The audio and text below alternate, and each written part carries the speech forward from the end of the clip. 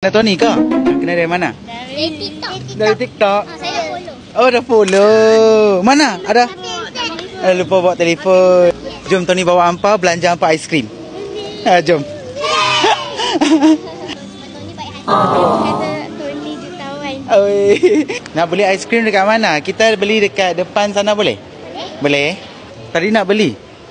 Lepas tu duit ada lagi tak? Tak ada dah. Dah habis. Alah, dah habis ni sebab nak beli aiskrim pun tak ada dah. Tak apa Tony belanja. Nak yang mana? Matcha mix ke matcha saja? Nak macam mix. Okey, semua sama ya? Hai. Nak matcha mix 4, San? Nah, ya. Okey. Mak, berniaga apa? Kat mana? Dekat depan belakang. Oh, dekat depan situ.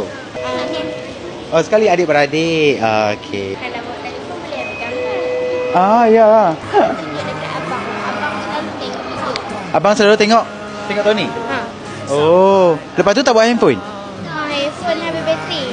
Lah. Sama tak video dengan depan-depan?